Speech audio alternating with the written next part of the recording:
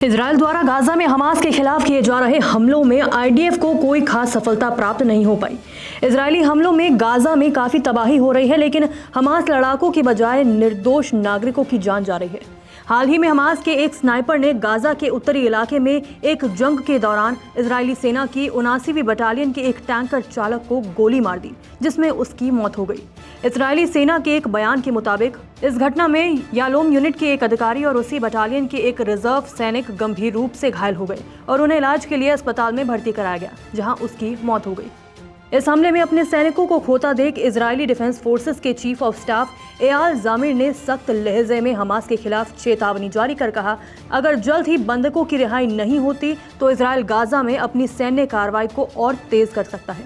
वहीं Hamas Israel की शर्तें सिर्फ इसलिए मानने को तैयार नहीं क्योंकि हमास का कहना है कि वो पूरी तरह से समझौता और युद्धबंदियों की वापसी चाहता है, न कि सिर्फ अस्थायी युद्ध विराम। इससे पहले उसी इलाके के पास हमास ने इजरायली सेना के एक वाहन पर हमला किया था, जिसमें 3 सैनिक गंभीर रूप से घायल हो गए थे। बाद में हमास के लड़ाके ने बम गिराकर एक और सैनिक को मार डाला था। बता दें कि इजरायल और हमास के बीच सीज फायर समझौते के दौरान कई बंधकों की रिहाई हुई थी और उस वक्त तक स्थिति एकदम ठीक थी, लेकिन इजरायल द्वारा सीज फायर के उल्लंघन के बाद लगातार गाजा में बमबारी हो रही है, जिसमें कई बेगुनाह मारे जा रहे हैं। इस बार पलटवार में अब तक कुल 805 सैनिक मारे जा चुके हैं और 5400 से ज्यादा सैनिक घायल हुए हैं। इसके अलावा 7 अक्टूबर 2023 से शुरू हुए इस युद्ध में अब तक 51,000 से ज्यादा फिलिस्तीनियों के मारे जाने की खबर है। आपको बता दें कि इजरायल ने न केवल हमास बल्कि हूती द्वारा भी लगातार हमले किए जा रहे हैं।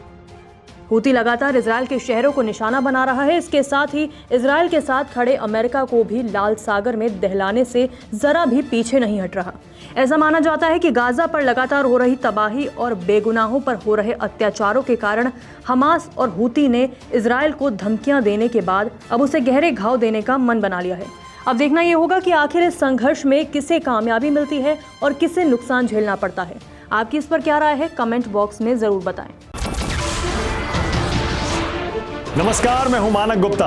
अगर आपको हमारा ये वीडियो पसंद आया हो तो इसे लाइक और शेयर जरूर करें और हाँ, हमें सब्सक्राइब और फॉलो करना ना भूलें ताकि आप देश और दुनिया की कोई खबर मिस ना करें। तो जुड़े रहिए हमारे साथ और देखते रहिए न्यूज़ 24।